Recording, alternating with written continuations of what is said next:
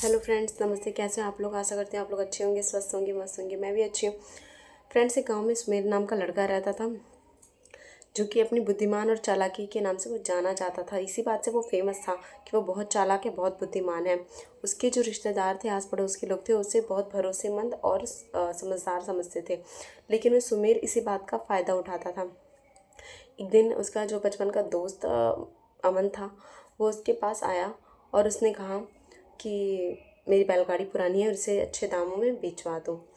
तो सुमेर ने उसे लिया और उसे शहर ले गया। उसने बेचा और उसने पैसे आकर अपने पास, कुछ पैसे अपने पास रख लिए और कुछ पैसे उसने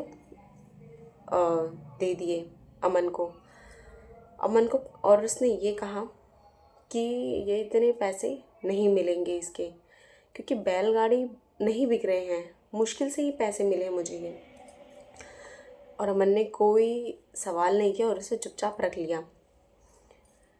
पहली बार था जो उसने किसी को धोखा दिया था, और ये धोखा जो है उससे उसके एक आदत, जो उसकी हैबिट है ना, उसका एक हिस्सा लगने लगा था। सुमेर के लालच ने उसे मतलब शोषण करने से मजबूर कर दिया था, गांव वालों का, रिश्तेदारों का, सबका। और गांव के लोग, रिश्तेदार लोग, हर कोई सुमेर के ही पास आते अपनी परेशानी का हल निकालने के लिए, जब भी उन्हें पैसे की ज़रूरत होती, कुछ भी दिक्कत होती तो। लेकिन सुमेर ने इसी चीज़ का फ़ायदा उठाया। एक दिन रामलाल आया उसके पास, उसकी बेटी की शादी थी, उसने ज़मीन बेचने के लिए कहा। लेकिन सुमेर ने इसका फ़ायदा उठाने की कोशिश किया। ज़मीन उसने बिचवाई शहर में और आधे से ज़्यादा पैसे खुद रख लिए और उसे थोड़े से पैसे दिए। और रामलाल से कहा कि भाई, ज़मीन के दाम बहुत गिर गए, मुश्किल से इतने पैसे मिले हैं।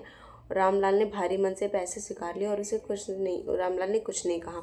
उसकी बेटी की शादी हो जाए किस तरह, इसलिए उसने कोई सवाल जवाब नहीं किया। सुमेर ने उसकी ज़रूरत का फ़ायदा उठाया, बड़ा धोखा दिया उसे। धीरे धीरे सुमेर का जीवन इसी तरह चल रहा था। उसने गांव के कई लोगों को धोखा दिया, बहुत ज़्यादा धोखा दिया और अपनी दौलत बढ़ाई। लेकिन वो ये भूल गया कि हर कर्म का हिसाब होता है। लेकिन कुछ समय बाद सुमेर अचानक गंभीर रूप से बीमार पड़ गया। उसे तेज बुखार हो गया और बदन दर्द होने लगा।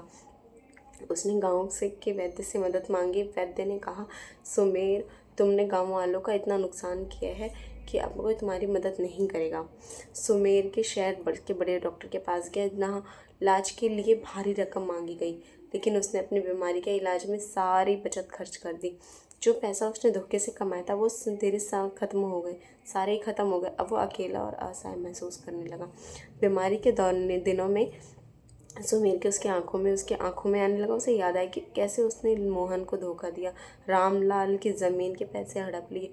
उसने गांव वालों को बहुत तकलीफ दी, बहुत परेशान किया, बहुत ही लोगों के साथ छल किया।